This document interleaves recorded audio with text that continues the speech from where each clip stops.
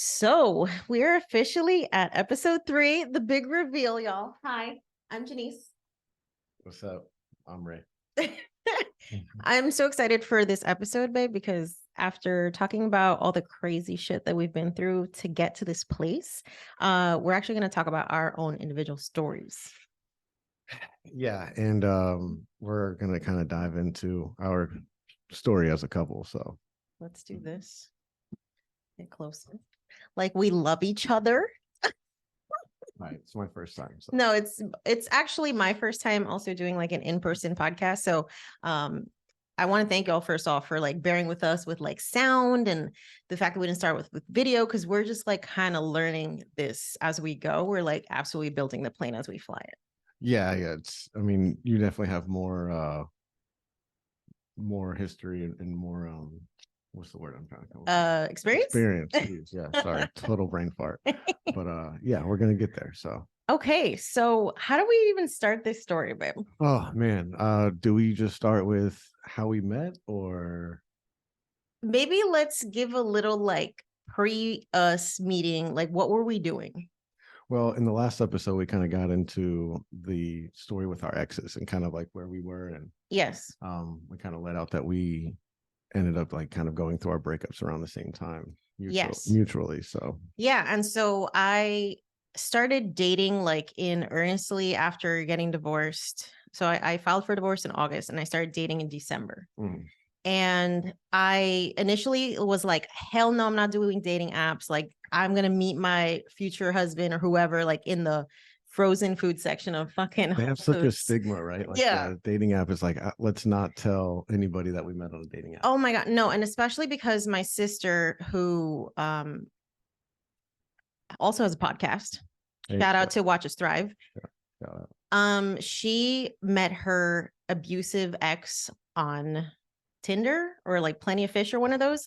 And it was like a really toxic relationship. So that scared the shit out of me. And I've also heard just like a ton of horror stories, both through social media and also like through friends groups that they're just like, bitch, stay away from the dating app. So I was like very turned off by the idea, but I quickly realized I work from home. Yeah.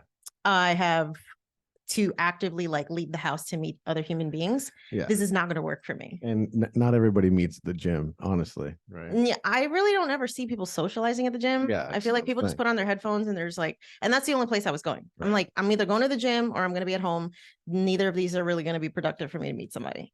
So I had to bite the bullet. And I started off with Bumble because the whole like women can initiate the contact thing. I felt like, okay, it was better for me as well, too. Yeah, I'm curious why Bumble for a guy? Just because it just makes it easier, because I think that the whole cliche of like sliding into the DMs and stuff like that is kind of like what it takes with Tinder and some of these other ones. Oh. But when you give the woman the control and she can actually be the one to, swipe right, because a guy can swipe right all day, he's just doing it for numbers, right? Yeah. But as soon as a female can swipe right and then give her the power to engage the conversation, I mean, I don't know, it just does so much for the whole thing, I think. Okay. Because you give the power to the woman and the guy is, almost doesn't really have to try as hard or doesn't have to be as thirsty. Rejected, right? Because she's already expressed interest. Yeah, you don't have to be cringy and thirsty. And there's plenty of cringe going on Bumble. Like, let's not even fucking get it twisted. There's a lot of cringy ass shit going on there. And I definitely experienced my share of like cringe, emotionally unavailable people, fucking ghosting, toxicity. And I was just like, oh, wow, like this is fun.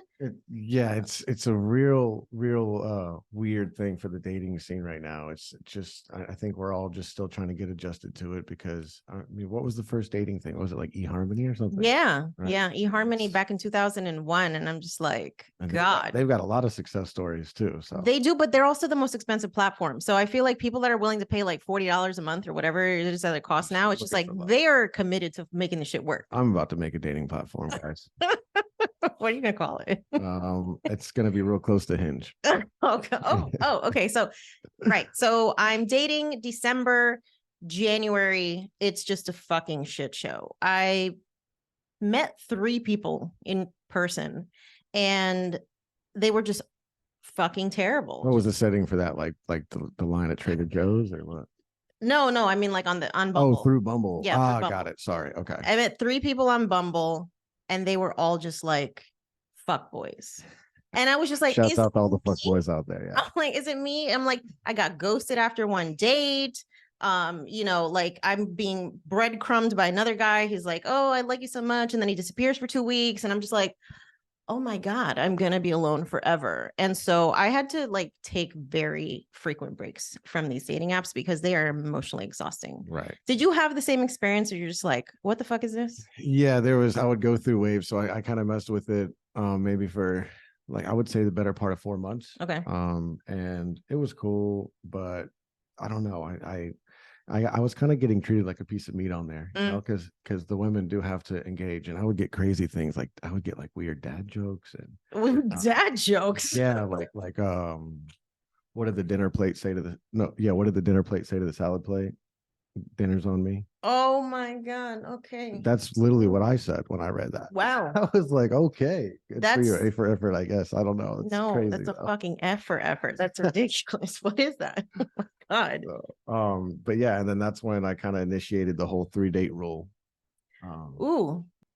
Okay, so let's talk about this 3-date rule because I heard about this shit because you told me about it, and I was just like, this sounds like the Steve Harvey like 90-day nonsense, and I'm just like, okay, whatever. That's off to Steve Harvey, by the way.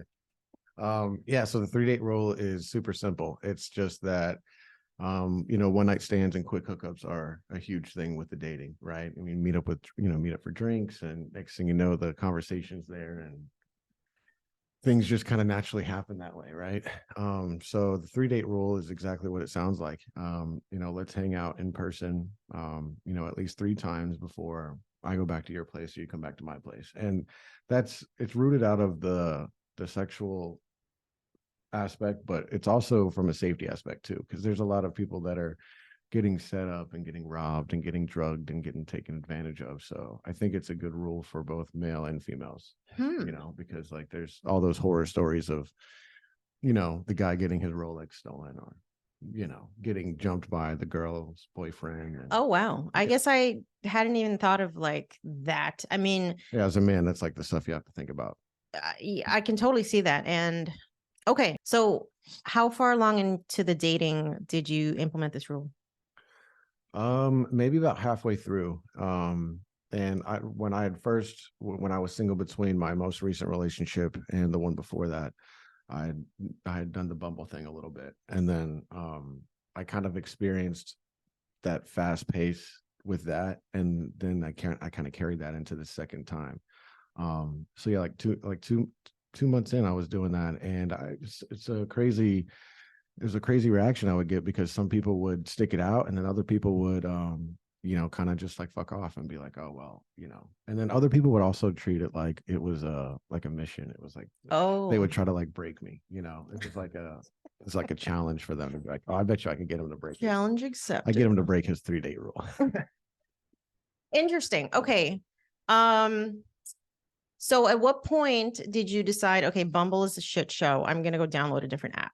And why? Yeah, so I knew Tinder was very hookup centric, very commercial. Yeah, it's like Instagram, but for dating. I don't have Facebook or anything like that. So the Facebook dating, I don't even know anything about that. But I would assume it's probably very similar to these dating apps.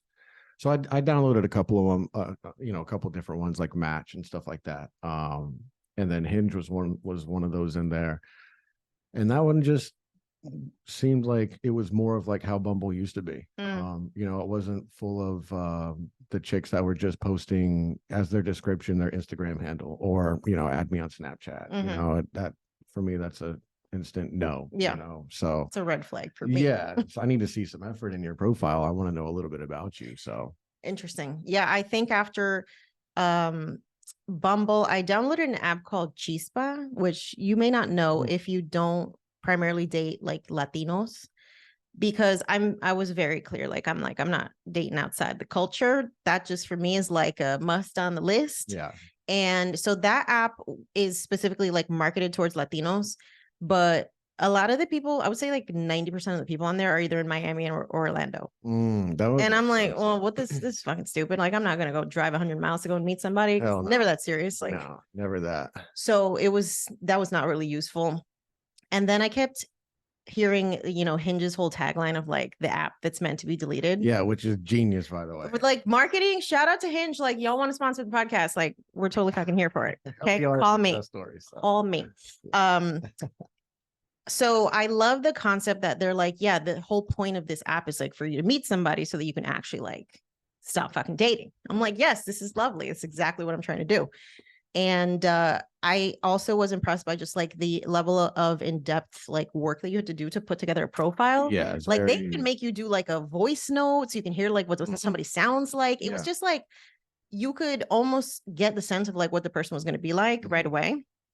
And so they kind of focused on like not wasting a lot of time, Yeah. And it just seemed to attract people who were like more serious about relationships versus hookups. Yeah, 100%. Yeah.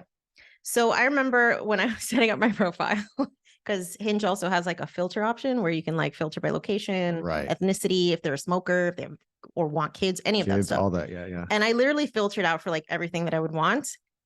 And I included that he had to be Latino. I do remember this. Yes. Yeah. And lo and behold, the Hinge algorithm brought me to this man. He was my first match on Hinge. Which is crazy, right? Yeah. It's almost like it's like you can't really write that type of the algorithm works. Yeah, I was on there for a couple of weeks before. Okay. I got that infamous message from Jannese that was like, she's like, hey, I love when the algorithm gives me exactly what I ask for, or something like that. I was like, wow, this one's strong. The force is strong with this. Listen, if y'all listen to the last episode, you already know I go after what I want, even when it's not gonna fucking work out for me.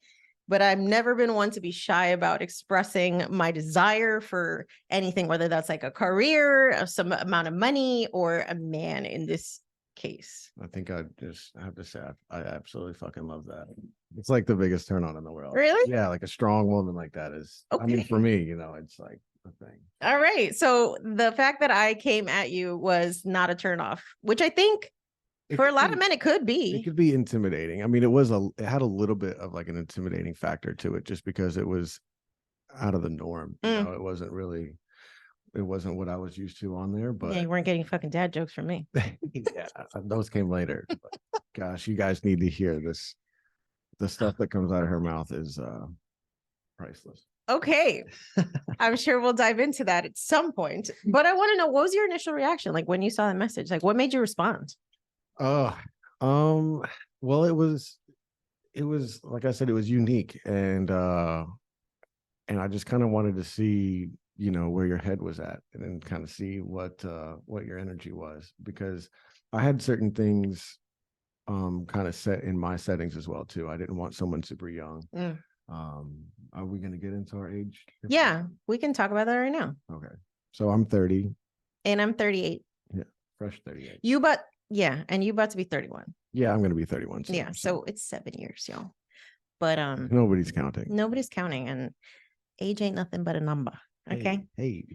Some of the most successful couples out there have a decent age gap. Yeah. Go do your research. It's okay. Okay. So what is it about dating an older woman that like appeals to you? Because that was one of the things that we talked about. I'm like, you do realize I'm like 7 years older than you. Yeah. And my ex was also 6 years older than me.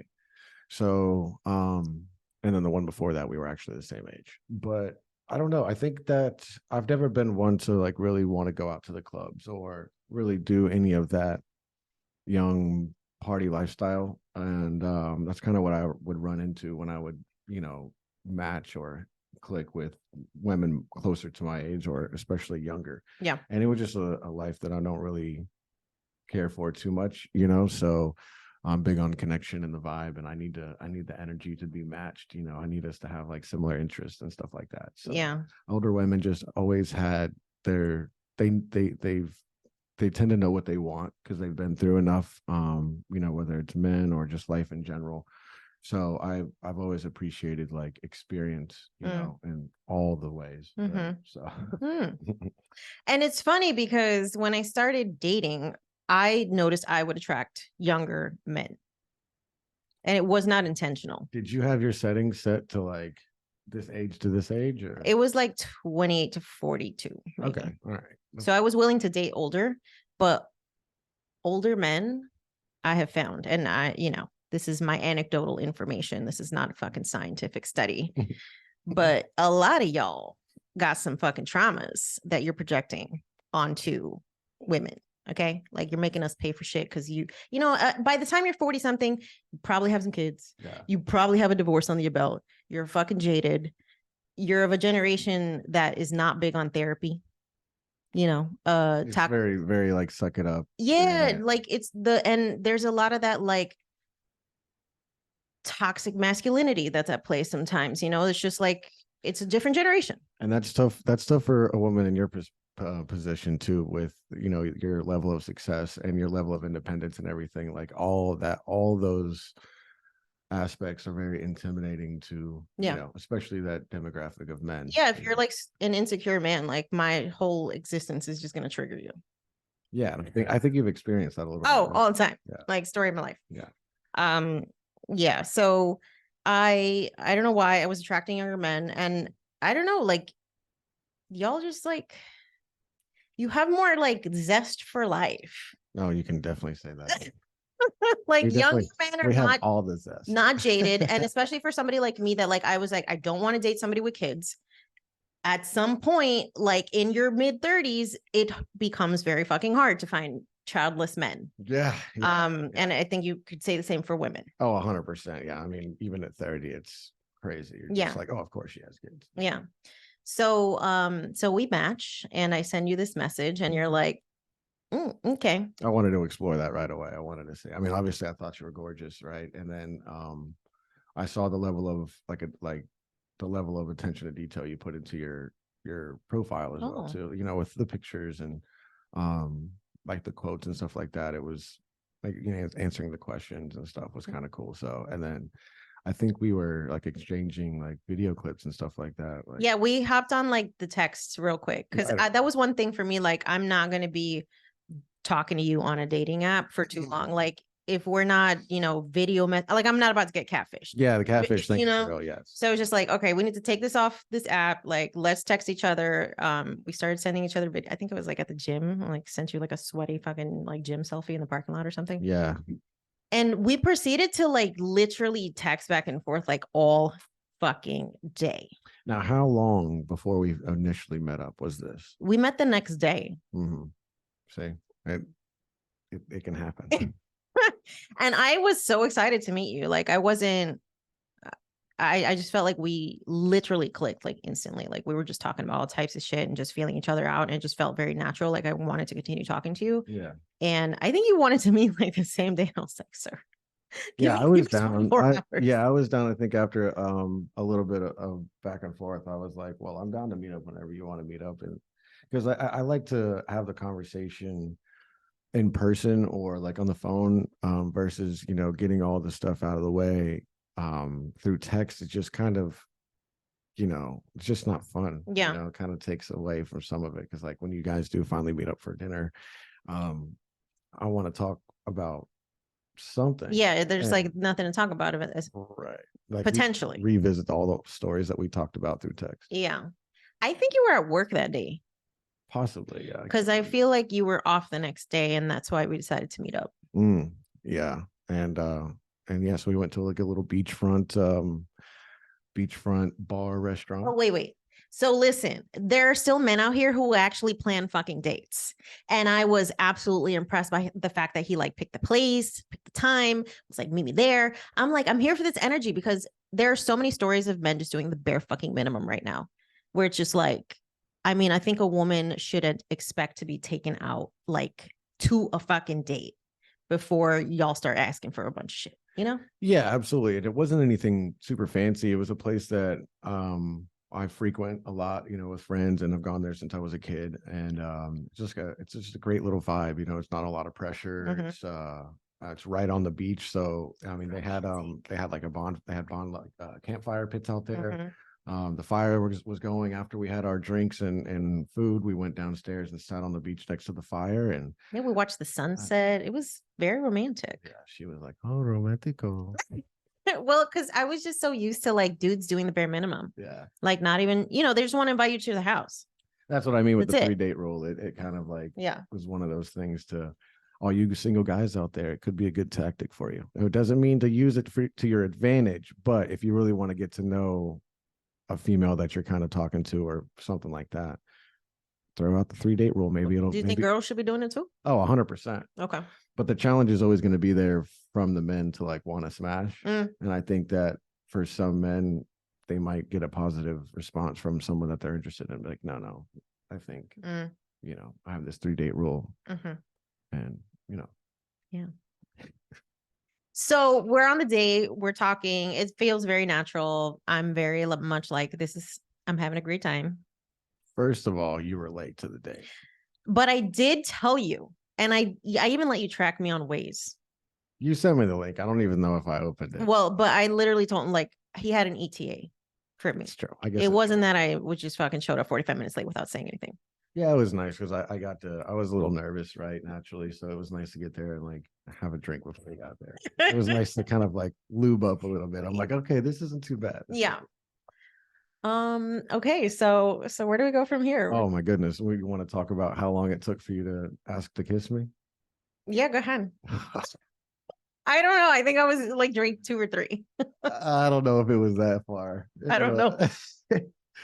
So Jannese gets there, and we're chilling. We're having a good conversation. And I want to say we were there for maybe 3 hours total. Yeah, we closed the place down. Okay. They were fucking shutting down the bar. Well, all right. So we were there for what? Would you say 3 hours? It was at least like 2 and a half. All right. So anyways, I would say maybe 45 minutes to an hour in. Okay. The sun is still up, right? This is before sunset. This is before all the romantic stuff. And I think I'm in the middle of talking. And she's like, I really want to kiss you. She's like, can I kiss you? And I'm like over here debating in my head, the 3 date rule. I'm like, geez, like we're a fucking hour into this first date. I've been talking to this girl for a day. And it's like, all right. And I'm like, well, I mean, she seems like, okay. All right. If you're going to just go out there and start kissing anybody, you guys have to look at their mouth and stuff and make sure you're not going to get a fucking cold sore after, but you can't just be kissing everybody. That's hygiene. Keep that mouth clean, yeah. So I was like, sure, why not? And man, that was a magical moment, huh? It was. It was the fucking sparks were there. Very spicy moment. Had me rethinking the 3 date rule, but I stayed strong ish. What? Ish. Okay, let's get into part 2 of this first date. So we basically shut the bar down. And the whole time I'm just like observing your very like chivalrous, gentlemanly mannerisms. Like you'd walk me to the bathroom, you would wait for me outside, like make sure that I'm good.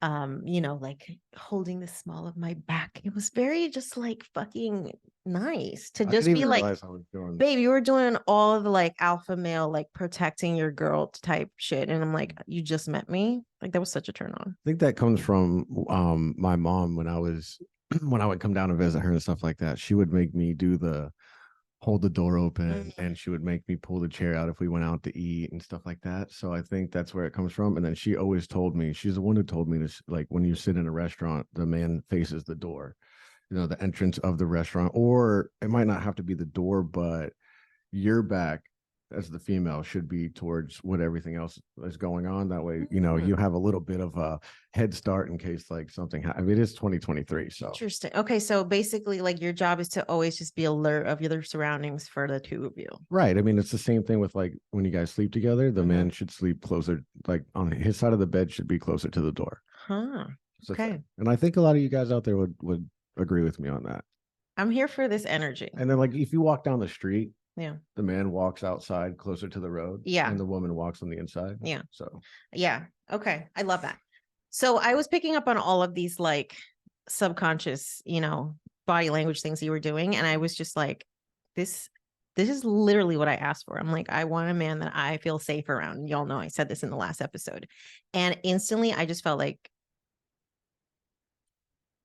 I want this energy, whatever this is around me, right? Okay. So we go our separate ways. We leave with the intention to like have a second date at some point in the near future. Right. Yeah. And I get home and I get a text. Oh God. And I'm gonna let you pick up from there. Oh God. Let me take the lipstick off you. Yeah, how did that go? I think I got home. I took a shower and stuff like that. And I said I wanted to see you again. Yeah, you said I don't want to, I'm not ready for the date to be over. No. That was this specific text. That might have been heavily influenced by Some cocktails. some Long Island iced teas. I'm sure. Well, hey, it was still something I was relishing in the moment. So but yeah, so anyways, long story short, I just kind of hit you up to see what you were doing and what your plans were for the rest of the evening. And I ended up getting the address. And let's just say the 3-date rule went down the fucking drain. Yeah, we did hang out. We did hang out that night, and that was great. And then the next day, it was a little awkward because Oh no, he's being very, very. She was very generous. That's what started the projecting of your traumas. Was I think that next day you were just like, holy fuck. First of all, never had a man in the house besides the ex, right? So here I am, this rando guy on fucking Hinge, and here we go with this same cycle again. No, I literally woke up with DJ. like, I need him to get the fuck out of my house. Like I was legit having an anxiety attack. Like I did the dishes for her because I could tell that she was very tense and stuff. And I was getting ready to fuck off. I wasn't really trying to stay the whole day, but I was still trying to see the energy. And then once I saw how it was, I was like, I need to get the fuck out of here. I was like, oh my God, she's tripping. I mean, you weren't like being too rude, but very standoffish. Yeah. Very one of those like walk of shame moments. And it kind of had me confused too, because I kind of thought that we were really vibing at the bar. So. We absolutely were. I think I was overwhelmed with like how much you liked me. Yeah, which is crazy because it's not like it wasn't reciprocated. No, exactly. But what I think was going on is just like I got so used to getting the bare minimum from people, and like the emotionally avoidant men felt familiar, that I'm just like, what the fuck is wrong with this guy? Like, why does he like me so much? I guess I would assume it probably came across as I was like trying, and I was like almost being somebody I wasn't. Maybe something like trying to secure, like, try to get attached. The sales pitch thing, right? That you talk about. Sales pitch thing. Yeah. Yes, no sales pitch. Yeah. Yeah. So let's just say that next morning I was like, I don't know what to do with all these feelings. I don't know what to do with like the fact that this is being reciprocated. It almost felt like there's something fucking wrong here. He's doing too much. I just emotionally shut off. Yeah, I mean, I could have possibly been like a Ted Bundy. So yeah, but you weren't. No. But I think honestly it was just like I was not prepared for how seriously like you were taking me from like day one. Yeah, and honestly, I don't even know what that is. It just kind of came to me naturally. I felt some type of like magnetic pull with you a little bit. So I mean, it wasn't even. I was actually kind of used to doing the opposite. I would kind of like not give much effort until I was pretty interested, just because not to sound conceited or anything, but I had a lot of messages, and after a while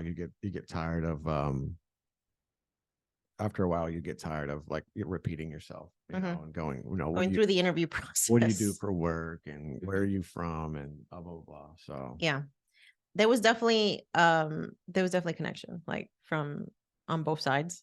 I think I was absolutely just like overwhelmed with the intensity at which you expressed like your desire to continue to see me. You were talking to me like all day long. Remember, and I had told you, I'm like, bro, you ain't got nothing else to do. You're fucking texting me. Right. And I think you deleted the app. I did. Did you delete it the same day? I deleted it the day that we matched. Yeah. Yeah. So it's the very first day we started talking, and I remember like you texted me and you're like, I just deleted the app, and I'm like, well, mine's sick, and I'm probably gonna. I has to stay on there. I don't know. I mean, that's eventually I'll take that down. Yeah. Which it's down now. No, Yeah. I meant Just like to at the clarify. time. I'm like, we're fucking like 6 hours into this thing. This is crazy. Well, I think I was never the type to like be able to be juggling a bunch of people. So Yeah. I felt like because we clicked so instantaneously and I was like, I definitely want to explore this. I was just like, I don't even want to fucking match with nobody else. Right. Right. It was just the personal choice to not be overwhelmed with like, you know, So options. so like you were saying about I was triggering you with how much attention and Mhm. stuff like that. And You were just energy. like so genuinely like about it that I'm like, it was, and this sounds fucking terrible. So please don't take offense to this. No, I don't But think you know how like us women, like especially ones coming out of toxic, you know, breakups and shit, we're very fucking jaded. So we don't believe anything that anybody's saying, Mhm. right? Yeah. And I was just like, oh, this is giving me like simp energy, like, you know, it's just, and I think it was also like, you know, oh, he's younger, he's just immature, he just doesn't know what to do with his fucking feelings. He's And a baby. yeah, and I was also in like, I want to date, but I also didn't have the mental capacity to like actually understand what that meant, like taking on a whole ass relationship. When I started thinking about that, it started to freak me out because I felt like it was going to derail my professional life. Because what, you know, the ironic shit about all of this with my divorce and stuff is like that was happening at the same time that my career was fucking flying Right. out like of the atmosphere. So it's just like it almost felt like I have to protect my personal energy to stay successful professionally. Right. And the idea of like investing into another person felt like it was going to be too much for me. I understand that 100%. Yeah. And you also were involved in like a situationship too, Yes. which when so after we hung out and you started to get a little claustrophobic, I guess I'll say. I think it was like a few days of talking, just kind of feeling the energy die down a little bit. And then one day you're just like, I think that, you know, We should just be friends. not even, it was just like, I think that you're doing like, You're doing too much. you're doing too much. Like it makes it seem like I don't have anything going on. And whatever. Right. Yeah. And so I'm like, okay, well then maybe this is a time where like we just block each other. Like this is the natural course of things, right? It wasn't really like it wasn't a hard conversation. No, We it was, weren't and like it wasn't like nasty or like conflict. animosity. It was just like, okay, well, I'm sorry you feel that way. And then I was kind of fucked up about it because I was like, damn, I'm just over here being myself, and maybe I'm too much now. I'm thinking I'm extra, and I'm like, shit, like I'm about to change I'm up, questioning his whole life. my whole shit. I'm like, oh fuck. And then yeah, so we blocked each other. Right? Yeah, this was like maybe a day or two after Valentine's Day. And I think what is this like a week into our since we first met? I think it was like 2 weeks. Okay. Yeah, we met in the beginning of February. I want to say like around the 5th or something. And I want to say it was like the 16th that we stopped talking. And then it was like 3 weeks that passed by while we moved on with our lives. Or so we thought. Yeah, no, we definitely moved on. We were doing our thing. Like we had went back with your situationship. Because that felt like familiar. It was just like, oh, okay, this is like bare minimum. This is cool. Like I'm cool with not somebody just giving me the bare fucking minimum. Yeah. Well, it's great. You know, it is. Saying. But honestly, like I thought that's what I wanted. I thought I just wanted like a friend with benefits that it's just like, but there it was super fucking one-sided too. Cause it was like I can barely get in touch with them anyways. I'm like, what the fuck is the point of this shit? Probably had a whole ass family. Oh, probably, you know, and it was just like, so it was like 3 weeks that went by. I had after like we stopped talking, I started going back to a therapist too, because I was just feeling like very fucking just what's like there's something wrong with you, you know? I just knew like this shit is not healthy. Like the way that you feel about somebody like being actually nice to you and like being a gentleman, the fact that this is triggering you is like, what the fuck? So I started going back to therapy. I started doing somatic healing, which is like a form of therapy that involves less like talk therapy and more feeling your feelings. So the therapist basically like asks you to like reconnect with your inner child and like have conversations with her and like just get used to the feelings of sadness and all the shit that comes up when you start talking about things. And I'm terrible with feelings. Like I just don't like them. And so that whole process like just brought up a bunch of shit that I had just been holding in for a long time around like my self-worth and like the things that I allowed to happen and like, you know, all the shit that I tolerated in the relationship. And I had been avoiding listening to love songs during this entire like since my divorce up until the middle of like or the beginning of March. Man, this is a bad time to start listening to some Neo then, huh? Yeah, it was like I didn't want to listen to anything about love. I couldn't listen to bachata because that's all fucking love songs. I couldn't listen to anything. And it was because it was really triggering, like to just hear about that shit and just be like, oh, look at all these happy fucking people. And I'm not one of these people. Fuck you. Yeah, it's just like, well, y'all know. I know I'm not the only one that's like, there are times in your life where you can't listen to certain music because it's just like a fucking trigger. Yeah. And so part of my homework with the somatic healing was to listen to fucking love songs and like go feel sad about shit. Who'd you start with? I started with fucking Jay Wheeler. Oh, okay. Okay, because I listen to like Latin music, right? And so like Jay Wheeler's the fucking love song guy of the genre. So he talks about the heartbreaks and the love and the fucking all that shit. And he has this song called Viendo el Techo, translates to staring at the ceiling. And the whole fucking song is about a love lost. He's staring at the ceiling, wondering what went wrong, like living in regret and the whole shit. And oh my God, I start fucking hysterically, like crying, like can't breathe, like hyperventilating. Listen to the fucking song. And someone popped into my head while this was happening. Who could that be? Jay Wheeler. And you know why? You know why? Because I think I told you though, like I was like, you kind of look like him. Yeah, you did. Yeah, I had like a specific picture on my phone. Yeah, we're gonna put that up for the video, folks. So if you want to watch the video and see the photo that I'm talking about, go ahead and subscribe on YouTube, please. It gets very fuckboy vibes, but it's okay. But it's the picture that hooked me because that's the one you had as your profile picture on Hinge. Can't judge a book by its cover. Yeah, he was giving like Puerto Rican fuckboy energy in the best way. So I listen to the song, I'm hysterically crying, and you pop into my head as I'm listening to these lyrics. And I'm like, this is the fucking thing that I'm going to regret for the rest of my life. Because I was resigned to the fact that I was never going to talk to you again. Yeah, I mean, like I said, we blocked each other. We blocked each other, right? And so in a moment... You saved my contact. I deleted your contact. You deleted my number? Yeah, I didn't even have it. Remember, because I've got the conversation from when you hit me up. We'll get there. But remember, I was like, send me your number. That way I can go unblock it. Yes. Oh my God. Okay, so I don't know why I didn't delete the number. I think that was the universe kind of conspiring. She was going to come back around, folks. So that night, I go to sleep. I'm fucking depressed. I'm like, oh my God, what did I do? And it's like 4:00 in the morning and I wake up and I'm like, I got to find this man. But he has no social media. None. Yeah. I'm like, they ain't no Snapchat, no Instagram, no Facebook, no nothing. I can't even fucking go find him if I wanted to. The only thing I knew he had was a YouTube channel. You did do that. And I went, because I know you had listened to a couple of my podcast episodes, Yo Quiero Dinero, on YouTube. Being supportive. And you had commented, and I literally like replied to the comments to see if you were gonna fucking respond. I need to see if I got like an email for that. And I was like, this is not gonna work, you know, because on YouTube you can't like go and DM somebody. Yeah, it's not a thing.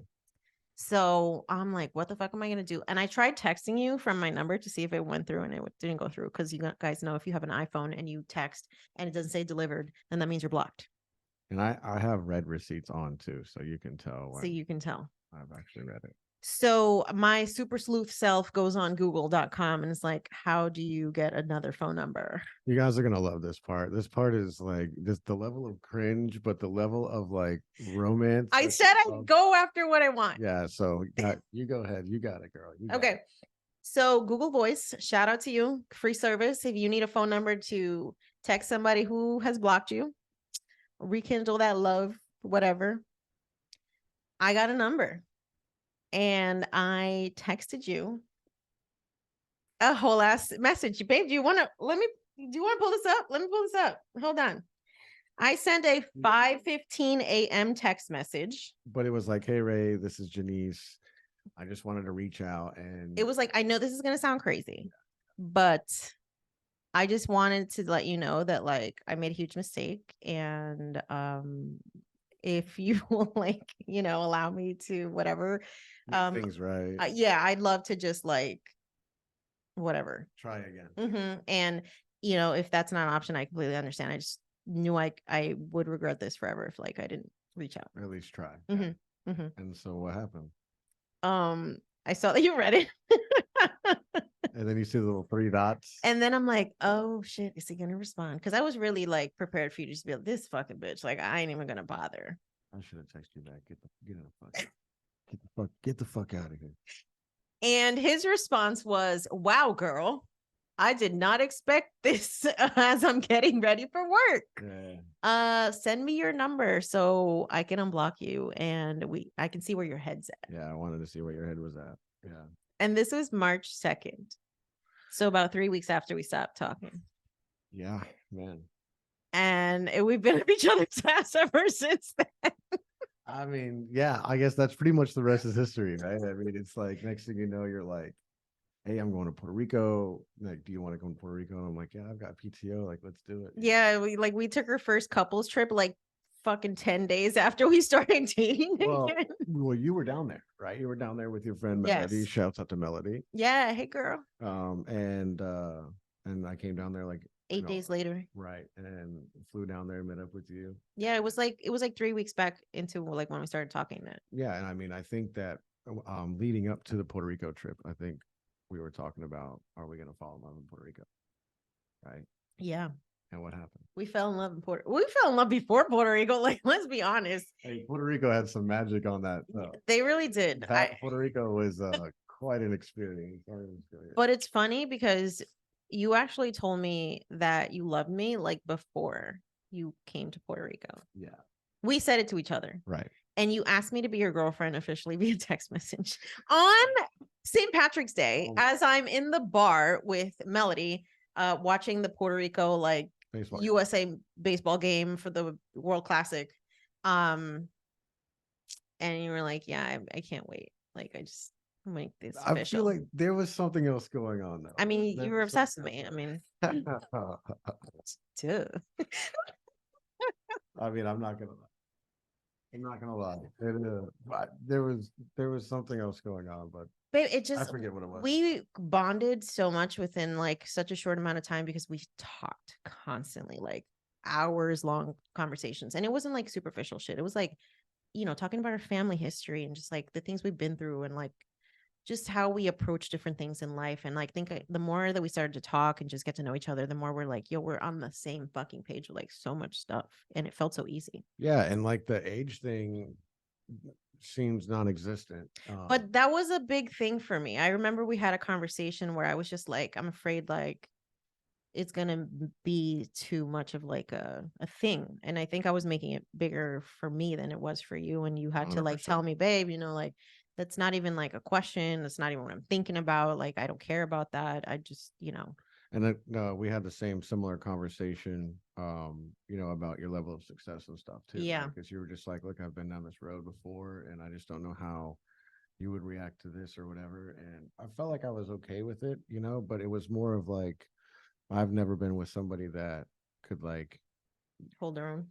Not really that, but just like kind of do things for me that I couldn't do for myself in a sense, right? Or whatever that case, like whatever that means. So like that's when you were just telling me that one night in Puerto Rico, like you're just gonna have to let me do these things. Yeah. And if it makes you uncomfortable, I understand, but it shouldn't make you uncomfortable. And you're like, what if the roles are reversed? And I'm like, what, that makes sense. So then I, slowly kind of came around and it's like, it's been great. Yeah, this is like the whole thing that I like no threat encountered. There's a lot of men that are threatened by like the idea of the woman being like the higher earner in a relationship. She's definitely she's definitely got me beat. I think like a month for her is probably what I make fucking in a year at my factory. So nothing wrong with that. No, there's nothing wrong with that. And like more and more there are, relationships where the woman is the higher earner, and that's forcing like men and women to just reevaluate like why they're in relationships, right? And like what their roles are and like how they can be of service out, especially for men. Like y'all are programmed like to be providers, right? So it's like if that's not required of you, Like, what else do you have to offer? And I do want to say this. When I started telling people I was dating, the first fucking thing is like, oh, you got to be careful because these men are going to be out here trying to take advantage of you because you have money and blah, blah, blah. And you need to be with somebody who can like match your fucking energy and make more money than you because otherwise it's just like you're going to end up with a deadbeat.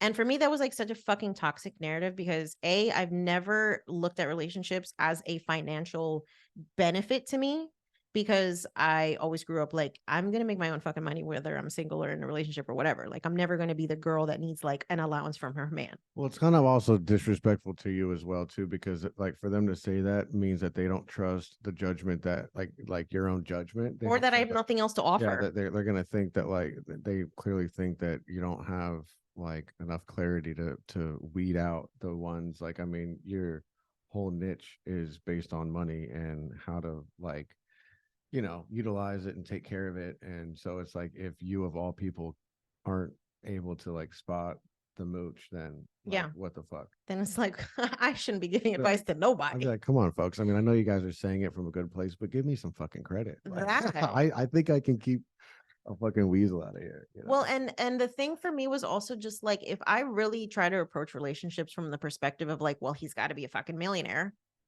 Do you know what that would do to my options? Like realistically, Yeah. as a Latina who dates exclusively Latino men, like let's just be fucking real. Yeah. We don't really have that big of a dating pool of 7-figure fucking earners in our culture, even like 6-figure earners in our culture. And especially at the rate that like Latinas are actually going to college at higher rates than Latino men. So they're getting access to better paying jobs. That's just kind of how it works, right? And it's 2023. It's a woman's world. 2023. So. And I was just like, well, if I'm going to make that my priority, then I'm going to be fucking alone forever. And maybe that's just like narrow-minded of me, but I really just I've never cared about somebody's job, income, whatever. I'm just like, do you have your shit together? Can you pay your bills? Cool. That's all I care about. I'm like, I'm not trying to be like, you're fucking living in the basement with your mom and like you have no fucking ambition in life. Right. Like that. I mean, you need to have goals. You need to have ambition. You need to have some fucking drive. You need to be self-sufficient. Like that was my thing.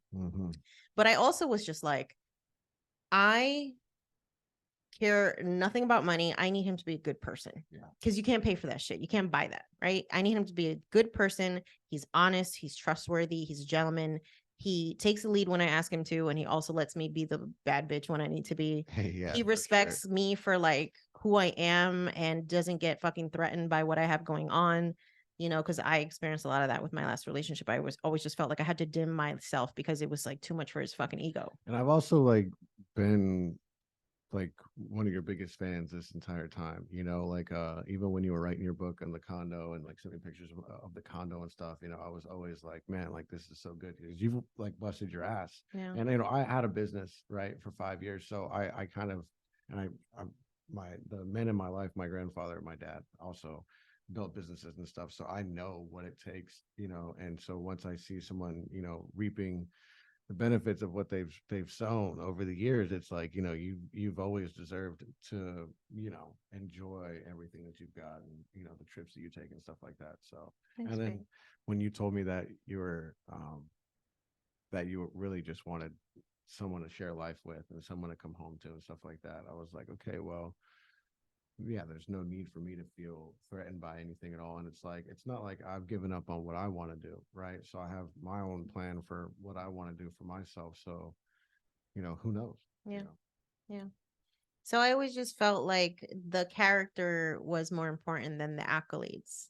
And that was my focus. And people didn't understand like why that was my mindset. But I also felt like I don't need to fucking explain this to anybody because it's my life. And you don't. Yeah, and you don't either. So if anybody's out here trying to give you advice, especially people that are trying to give you advice that have trash ass relationships, don't fucking listen to them because they ain't got no examples to be like even talking about. And we were just talking when we went on a little bit of a staycation, right? And when we were driving back, you asked me, and we're going to get into it in another episode, but you asked me the difference between criticism and advice. So be careful who you're allowing give you advice because it could be backhanded advice that's really just criticism, and that's not rooted in a healthy place for wanting what's good for you in the long run. And a lot of people with the loudest opinions have the least reason to be talking. Yeah. So we reconnect. You made me wait a couple of days after texting you to like meet up. Yeah. But when we met up, we took it back to the beach, the sunset, and the sparks flew.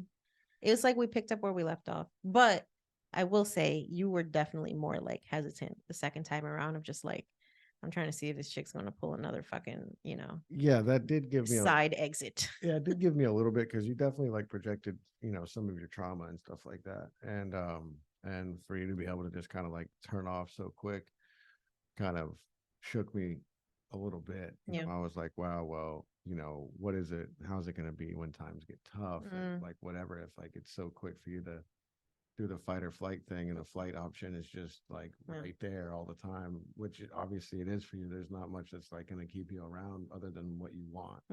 So, yeah, that was like a huge red flag for me, and I was like, all right, well, I'm willing to give it another chance because it's not the worst thing, and it happened at such an early stage that it was like, okay. And I also was like thinking about maybe I was being extra, so I'm like, okay, let me just factor all these things in, and like let's just kind of go at it with a clean slate. But it's also one of those things you forgive but you don't forget. Yeah. So that's the whole thing. It's like you forgive it, you can forgive it to the point where it's like almost non-existent, but it's always going to be there in the back of your mind if something does go off. Is it Or still in something. your back of your mind? I think just because the fact that it happened is just So there. even still now, like you think No, like no, not like on my mind that it's an option yeah. that could happen, but just the fact that it did happen. I mean, Mhm. it is. Oh, there's always going to be that little glimpse of yes, it can happen. It Yeah. is an option because it's already been an option. No matter what, it all depends on the circumstance and what's going on. Yeah. You never know what's going to trigger that that trauma again. Mhm. And when you get that trigger, you want to do that self-preservation, and that's Yeah. what makes you make anybody. It makes anybody make irrational decisions based out of emotion. Yeah. And decisions made based on emotion are usually not the right ones.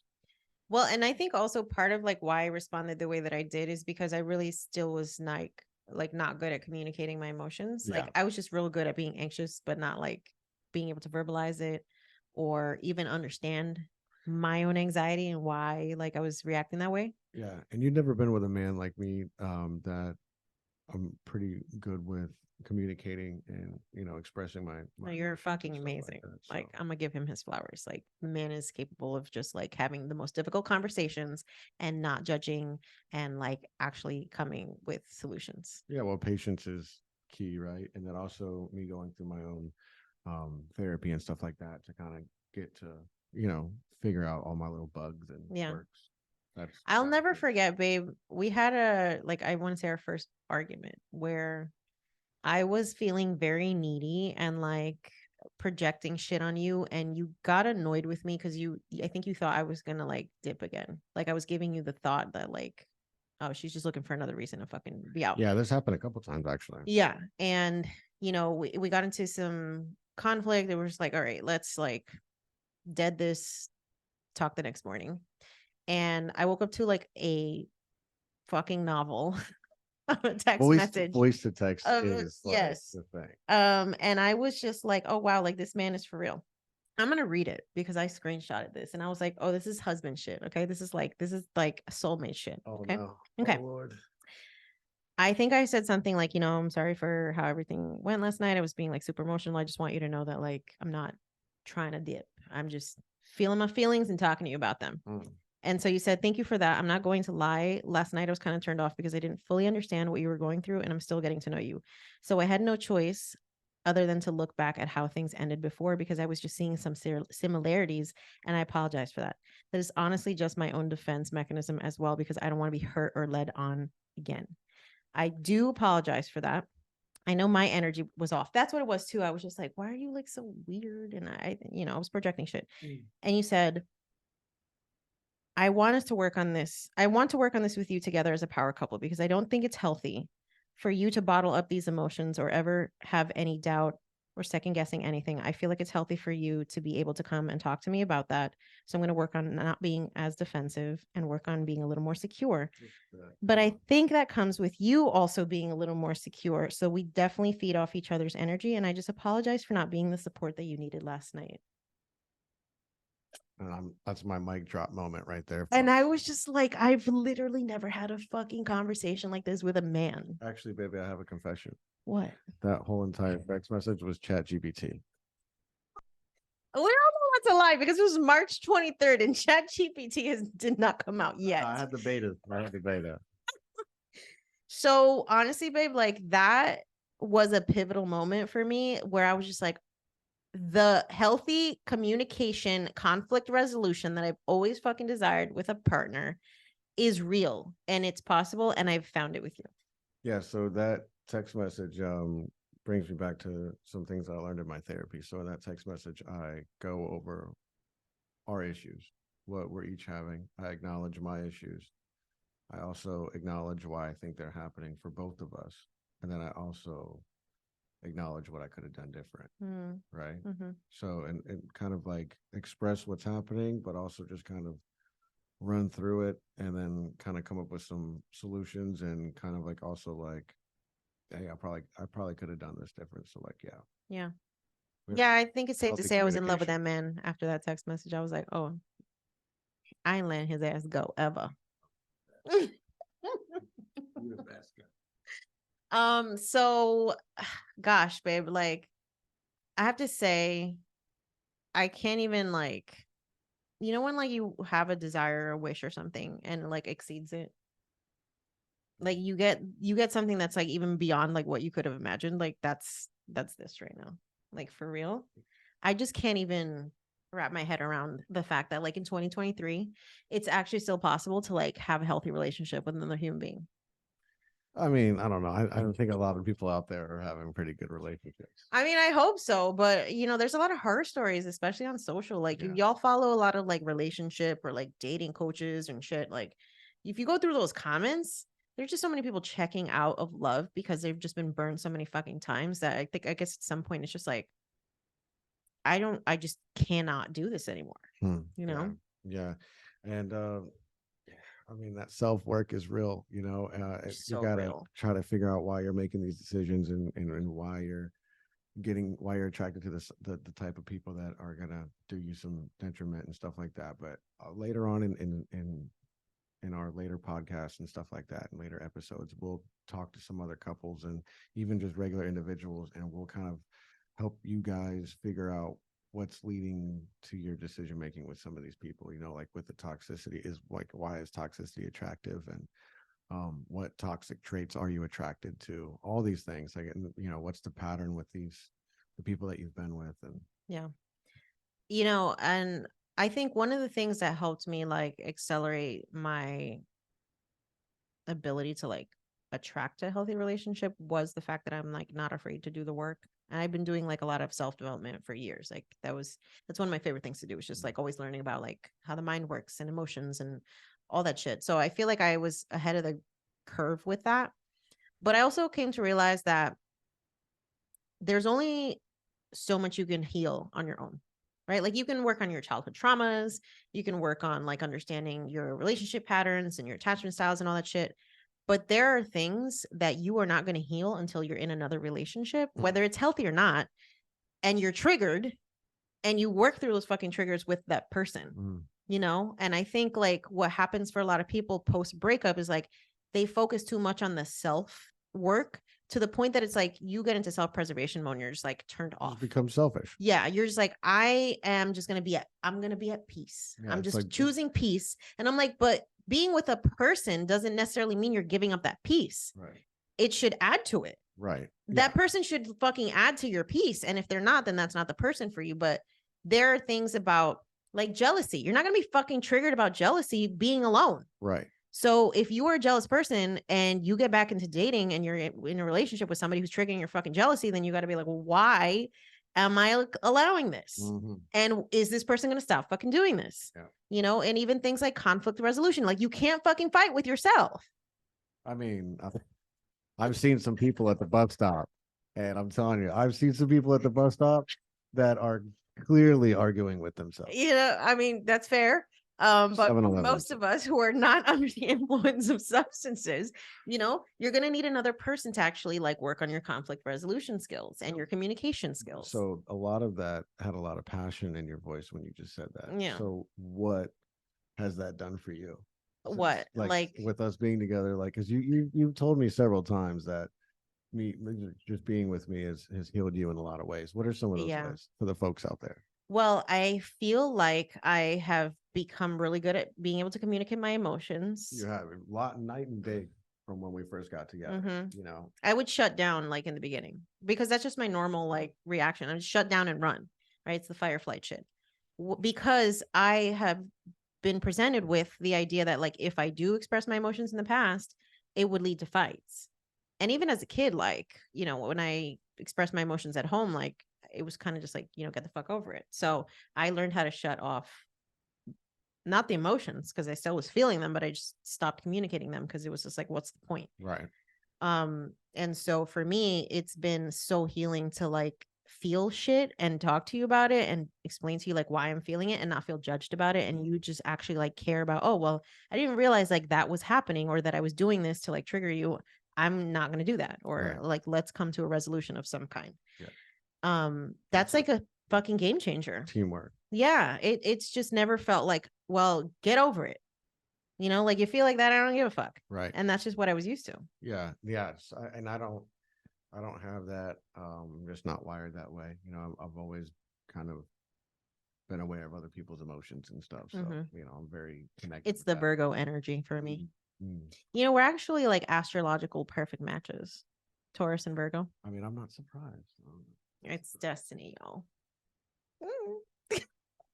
How do you think this relationship has been healing for you? Because I know, one of the things that you've talked about multiple times now in the show is like abandonment issues and like trust and like never feeling love in the way that, I think you felt here. Yeah, the love that we have has been very unique and different than any other love that I've experienced or really felt from anybody. It's felt very like at home, like a very peaceful kind of love.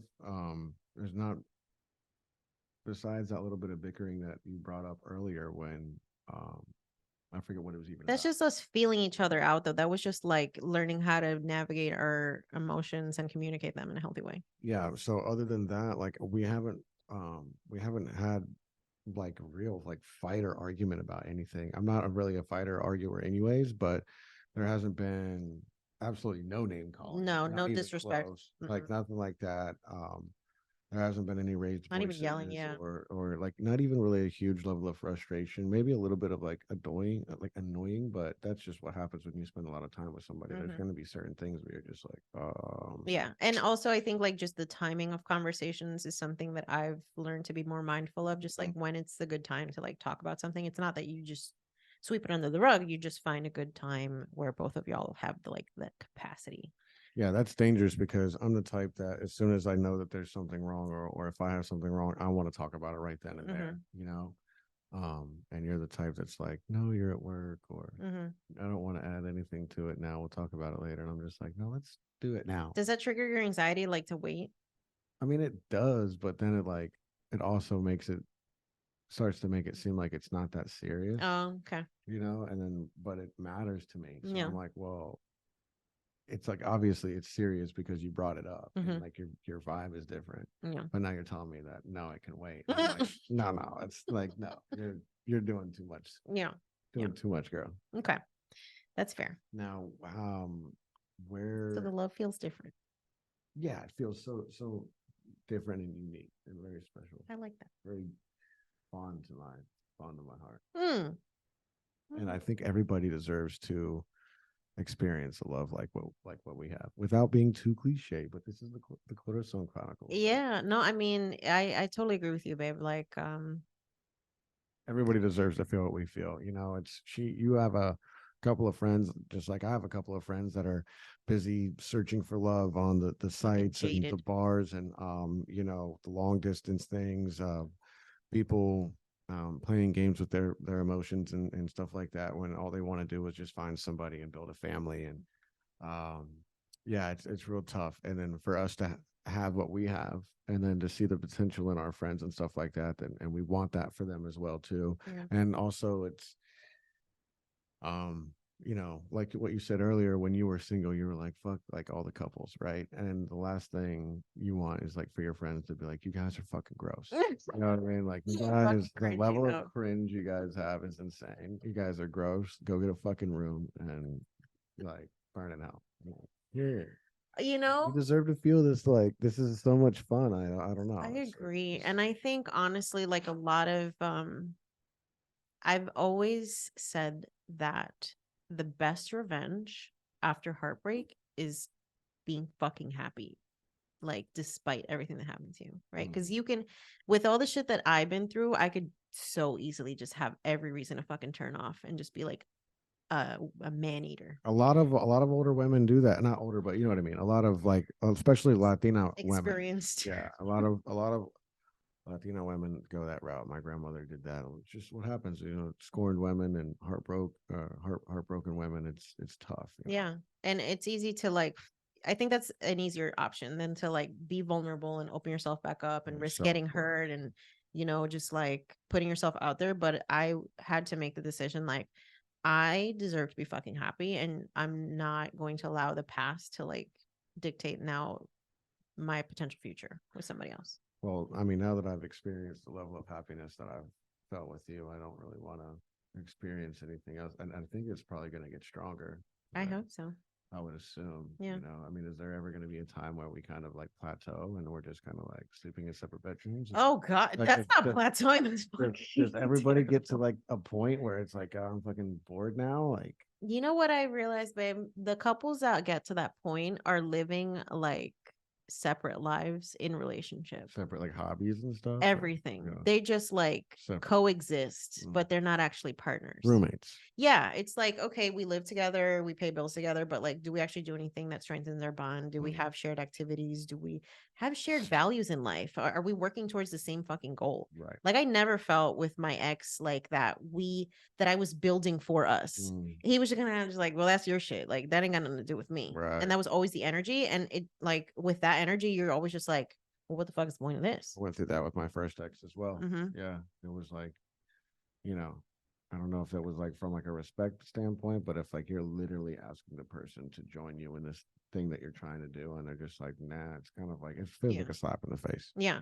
And it doesn't have to be that, like, if one of y'all is building a business, you have to work together. That's not the only thing, but you should definitely be doing activities together that Support. make you bond. Yeah. It could just be like, hey, you know what? I know you're going to be working late on your business today. So I'm going to like take care of dinner. Mm, It's like simple things like that. Or, is there something I can take off of your plate? Like, what's on your to-do list that I can support you with? And I know you've always been like so amazing about supporting me when I'm business traveling. yeah. Like you'll come and take care of the house, the Yeah. dogs.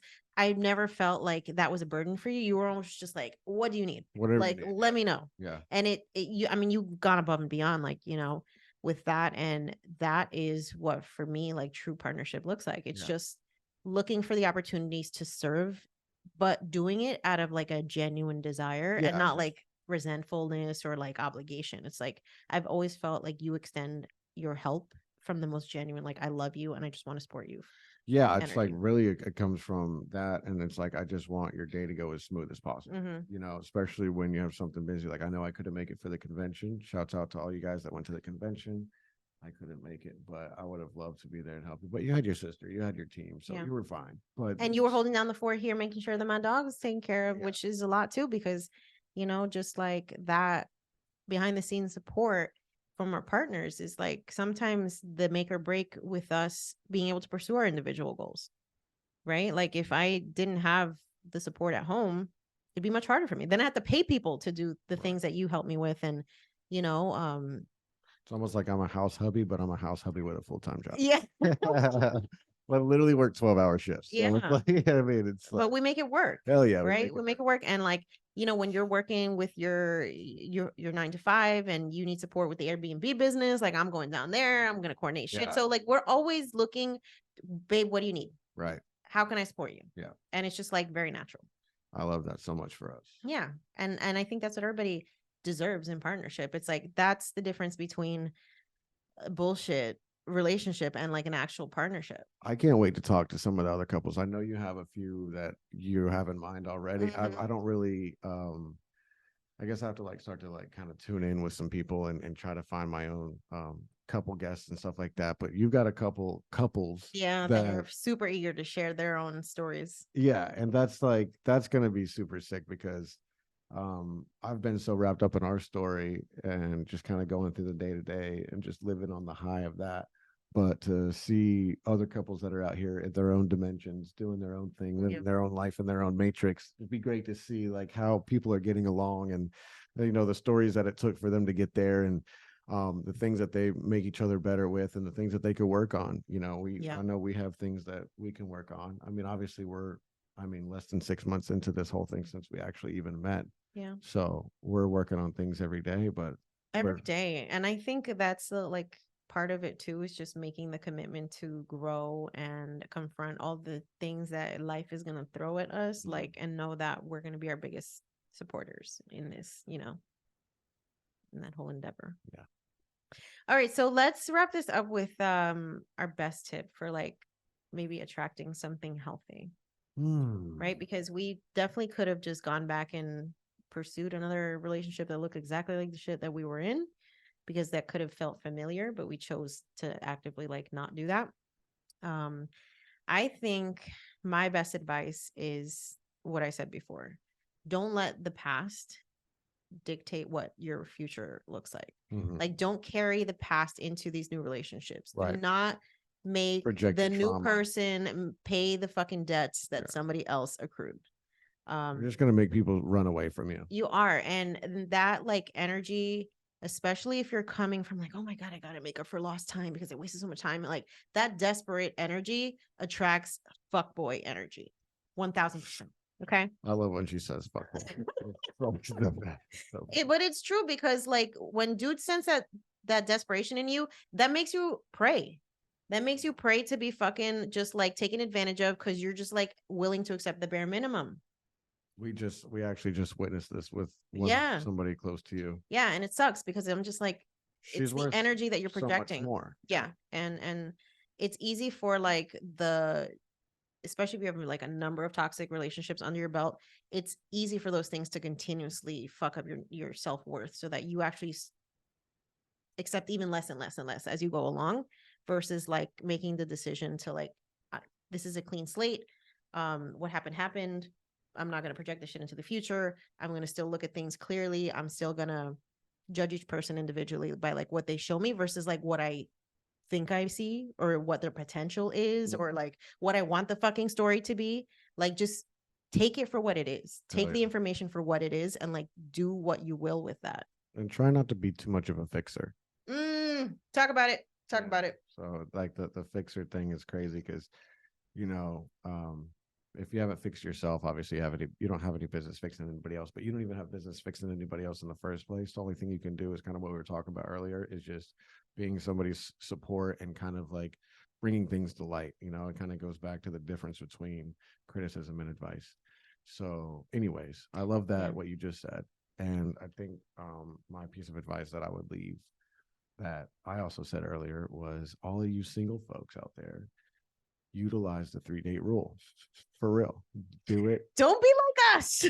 Do it. And hey, if the vibe's there, the vibe's there. I mean, we are all human, and at the end of the day, if you're really hitting it off with somebody and you guys are really crushing on each other, there's nothing wrong with obviously being two adults and doing what adults do. So it's no shame in it. You're not a whore. You're not a scumbag. It is what it is. But I just think that the 3-date rule, if you're actually looking for some substance out here in this dating game, especially utilizing the apps, we were specifically using Hinge, the 3-date rule, try to switch it up too, because the 3 dates, it's nice because you can, go do mini golf one day or go to a bar one day. You can switch up the vibes completely in all 3 different settings, and then you can kind of gauge that person and kind of get their vibe on, certain situations. Maybe they're, they don't really like mini golf because it's a challenge, or there's just certain easily things. frustrated, or they're messy drunk, or whatever. Yeah, you get to kind of bring people out of their shell a little bit in different scenarios. That way, when you do invite them back to your house, you don't have to worry about if they're gonna like if you're gonna wake up and they've got a hammer over your head, right? Like, hey, good morning. It's like, oh, You've been watching too shit, much what did I Dateline, do? yo. Oh man, this is fun, babe. I'm glad we finally like documented this story because it's like I think we've told it in like bits and pieces to, our loved ones and friends and family, but like now it's like on record. And to sit down and revisit it together. Yeah, like, it's fun. yeah. It's like, dang, Oh, we made it. so far. So far, so good. Well, I want to thank you guys for tuning into another episode. Mhm. Make sure that you are subscribing so you never miss an episode. We have new episodes every Wednesday, Yes. or we're trying to do every Wednesday. No, we're gonna do every We're doing every Wednesday. Okay. every Wednesday. And so now you can actually enjoy this podcast via video. And yeah, we also want you to send us a DM on Instagram. You can follow us at Corazon Chronicles Pod. Yes. Send us a DM if you're experiencing dating challenges, love challenges, you have a question you want us to ask or answer on the show, you have a scenario you want us to talk through, you have a Reddit thread that you want to send us, whatever it is. Let us know what is on your mind when it comes to love and relationships. We definitely want to dive into it on the show. Yeah, we've already had some really good ones. You've shown me several good topics and good questions, and just a lot of love, man. A lot of people that are so happy for us, and they love the podcast, and they're excited to see what we're gonna kind of uncover throughout this journey of this podcast, whatever this thing decides to turn itself into. Yeah, that makes so much fun. I love this. I love you. I love you. Hey. All right. Thanks, y'all. See you guys.